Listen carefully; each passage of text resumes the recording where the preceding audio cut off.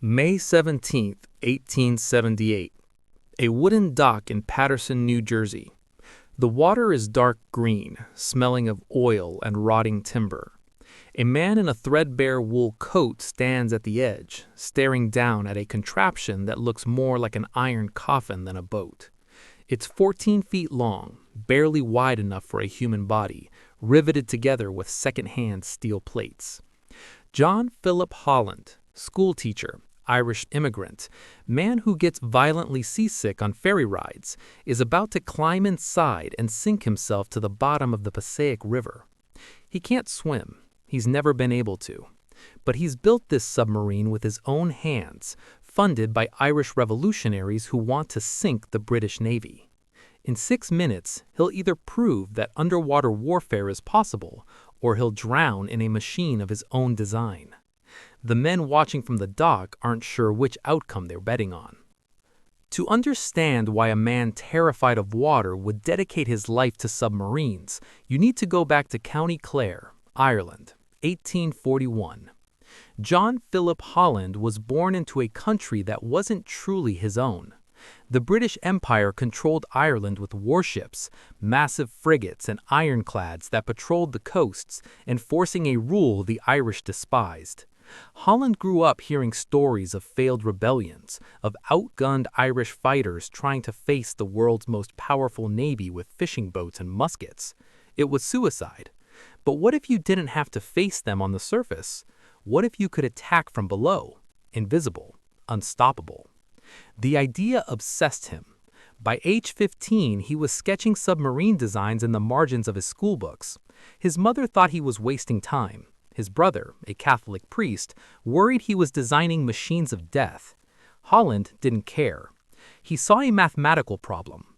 How do you make a vessel that can submerge, navigate underwater, surface safely, and carry enough explosive force to rupture a warship's hull? Every navy in the world had tried and failed.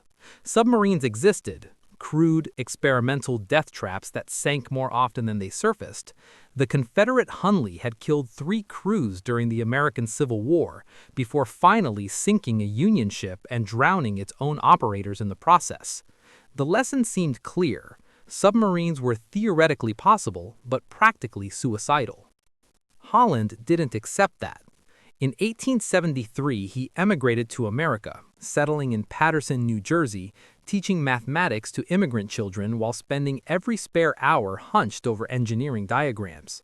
He had no formal training, no funding, no workshop, just obsession.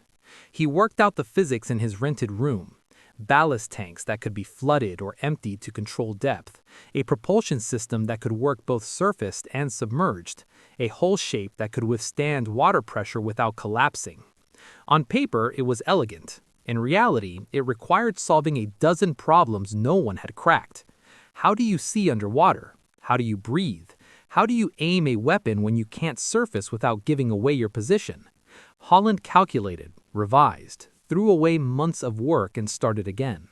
His landlord complained about the smell of machine oil. His teaching colleagues thought he'd lost his mind. Then, in 1876, the Fenian Brotherhood found him. The Fenians were Irish revolutionaries, exiles, and true believers who wanted to strike at Britain any way they could. They'd heard rumors of a schoolteacher designing underwater warships. They offered him $15,000, a fortune, to build a working prototype. Holland knew what they wanted, a weapon to sink British troop transports, to attack the Royal Navy in its own harbors, to bring terror to the empire that had starved Ireland during the famine. He took the money, not because he was a violent man. His students remembered him as gentle, soft-spoken, but because he believed submarines could rewrite the rules. Naval dominance belonged to whoever had the biggest guns and the thickest armor. Britain had both. But underwater? Underwater, size didn't matter. A small invisible vessel could kill a dreadnought. His first submarine, Holland I, later called the Holland boat, was built in secret in a Paterson machine shop. 14 feet long, 2 feet wide, iron plating bolted over a wooden frame. It had no engine, no periscope, no real weapon system, just ballast tanks, a hand-cranked propeller, and a porthole the size of a dinner plate. On that May morning in 1878, Holland climbed inside, sealed the hatch, and flooded the tanks. The boat sank, smoothly, controlled. He could see murky green light through the porthole, could feel the pressure change in his ears. He hand-cranked the propeller, and the boat moved forward, underwater, responsive to the rudder. For 6 minutes he stayed down. When he surfaced, the Fenians on the dock were cheering. Holland was vomiting from seasickness, but he was smiling. It had worked. Barely, but it had worked. The Fenians wanted more. They wanted a real submarine, bigger, armed, capable of crossing the Atlantic to attack British ports. Holland promised them one. Between 1879 and 1881, he built the Fenian Ram in a warehouse on the Hudson River. 31 feet long, 6 feet in diameter, weighing 19 tons. It had a petroleum engine, a pneumatic gun that could fire torpedoes, and ballast tanks sophisticated enough to maintain depth within inches. It cost $23,000, every cent provided by the Fenian Brotherhood. Holland tested it obsessively, submerging again and again in New York Harbor, teaching himself to navigate blind, to fire the gun underwater, to surface without broaching. He nearly died twice, once when the ballast system jammed and the ram sank uncontrollably to the harbor floor, once when the engine filled the cabin with carbon monoxide fumes. Both times he survived, through luck and frantic improvisation. But the ram worked. It could dive to 60 feet, cruise submerged for miles, fire a projectile with enough force to hole a wooden ship. The Fenians had their weapon. Then they stole it. In 1883, a faction within the Fenian Brotherhood, impatient with Holland's cautious testing, convinced he was stalling, broke into the warehouse and towed the ram away in the middle of the night. They had no idea how to operate it.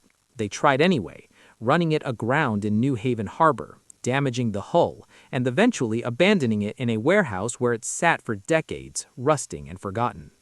Holland was devastated. The Fenians wanted more. They wanted a real submarine, bigger, armed, capable of crossing the Atlantic to attack British ports. Holland promised him one. Between 1879 and 1881, he built the Fenian Ram in a warehouse on the Hudson River. 31 feet long, 6 feet in diameter, weighing 19 tons. It had a petroleum engine, a pneumatic gun that could fire torpedoes, and ballast tanks sophisticated enough to maintain depth within inches. It cost $23,000, every cent provided by the Fenian Brotherhood. Holland tested it obsessively, submerging again and again in New York Harbor, teaching himself to navigate blind, to fire the gun underwater, to surface without broaching. He nearly died twice, once when the ballast system jammed and the ram sank uncontrollably to the harbor floor, once when the engine filled the cabin with carbon monoxide fumes. Both times he survived through luck and frantic improvisation. But the ram worked. It could dive to 60 feet, cruise submerged for miles, fire a projectile with enough force to hole a wooden ship. The Fenians had their weapon. Then they stole it. In 1883, a faction within the Fenian Brotherhood, impatient with Holland's cautious testing, convinced he was stalling, broke into the warehouse and towed the ram away in the middle of the night. They had no idea how to operate it. They tried anyway, running it aground in New Haven Harbor, damaging the hull, and eventually abandoning it in a warehouse where it sat for decades, rusting and forgotten. Holland was devastated, not because of the theft. He'd expected betrayal. Revolutionaries were paranoid by nature, but because they destroyed years of work through sheer incompetence. The Fenians had no more money. The ram was gone. Holland was 36 years old, broke, and back to teaching school. He could have stopped. Most men would have. But submarines weren't a hobby for Holland. They were destiny. He spent the next 15 years pitching designs to the United States Navy.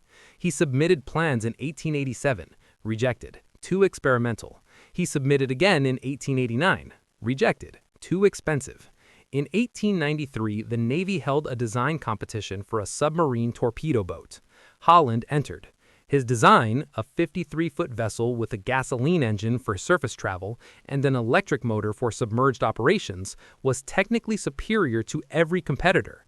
The Navy chose someone else, a politically connected designer whose submarine never worked. Holland kept trying. He refined his designs, built scale models, demonstrated them in lakes and rivers, wrote detailed proposals explaining how submarines could break naval blockades, sink battleships, defend harbors. The naval officials nodded politely and did nothing. They didn't believe in submarines. Surface ships were proven. Submarines were fantasy. And now, here's where the story takes a turn that even Holland couldn't have predicted. But before we get there, if you're loving these forgotten stories of the engineers who changed warfare, drop a comment below. What invention do you think shaped naval history the most? And hit that like button to help more people discover the history textbooks left out. In 1895, everything changed. The Holland Torpedo Boat Company was formed, backed by private investors who saw potential profits in submarine warfare. Holland was 54 years old, exhausted, but finally had funding and a workshop. He designed the Holland 6th, 53 feet long, 10 feet in diameter, armed with torpedoes and the pneumatic dynamite gun. It had a gasoline engine producing 45 horsepower on the surface, and an electric motor for silent submerged running. Dual propulsion. No navy in the world had solved that problem. Holland had.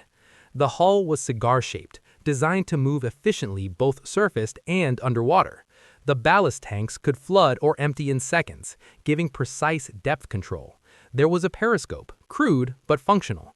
And critically, it had a system for replenishing air underwater using compressed oxygen tanks, allowing crew endurance of hours instead of minutes.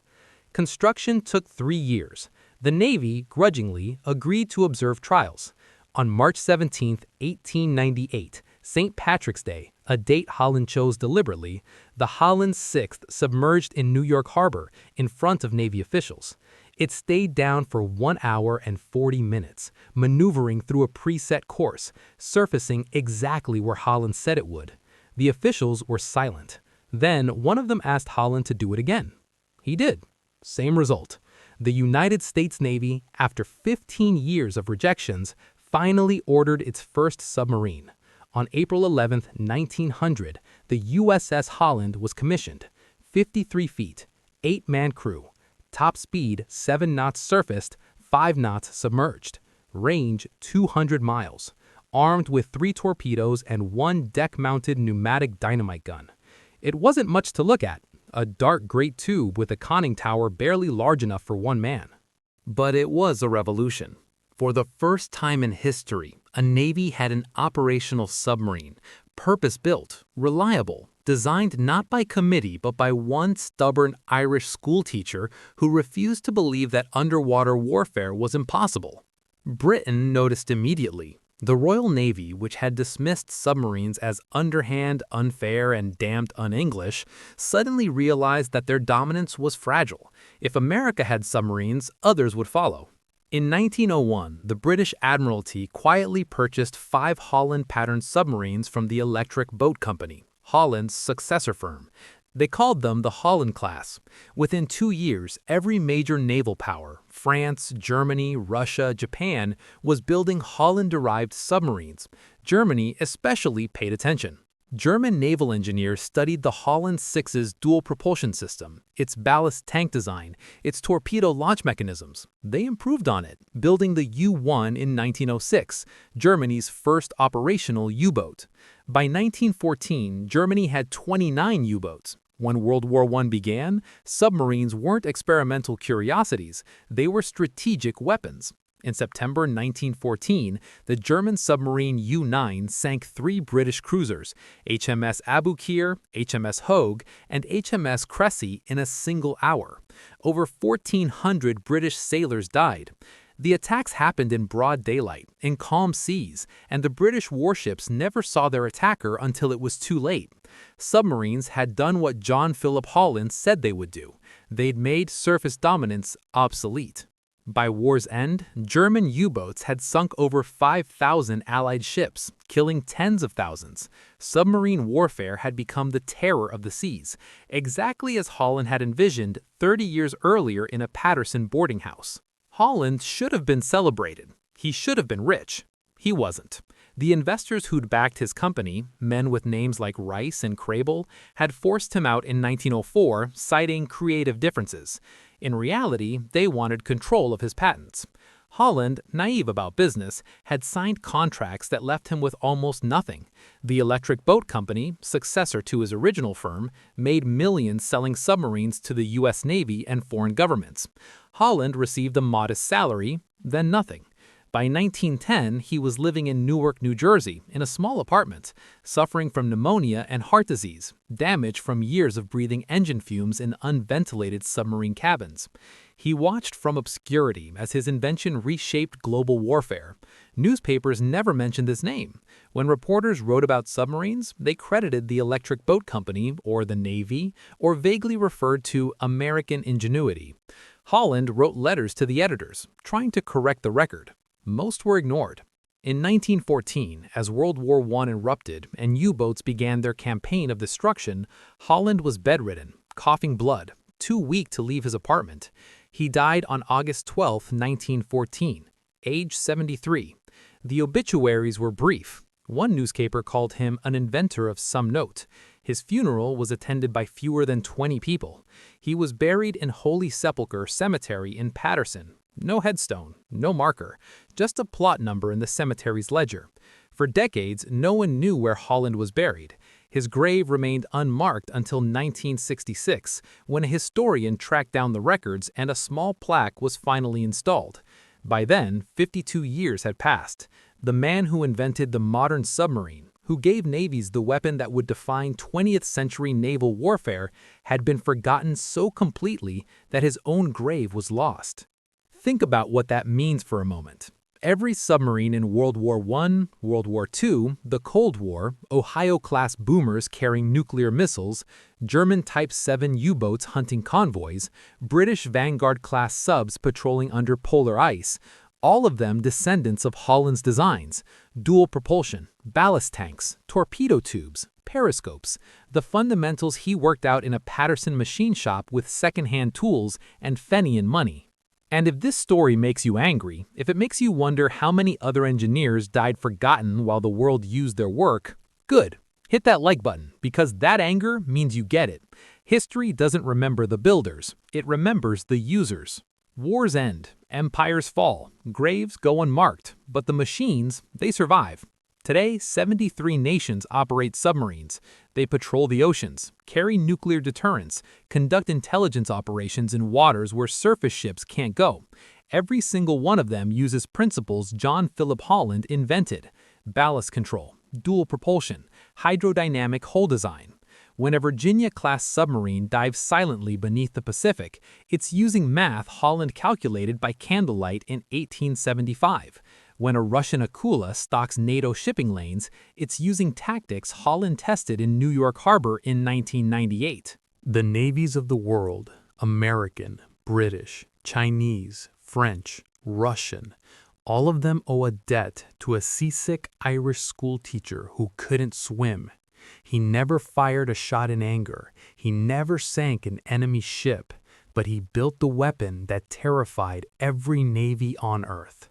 And when you hear the phrase silent service, when you see a submarine slip beneath the waves and vanish from sight, remember this: that silence, that invisibility, that terror, it all began with a man the world buried in an unmarked grave. John Philip Holland, the immigrant who outdesigned every navy. The inventor who died broke while his invention ruled the seas. The teacher who couldn't swim, but who taught the world to fight underwater.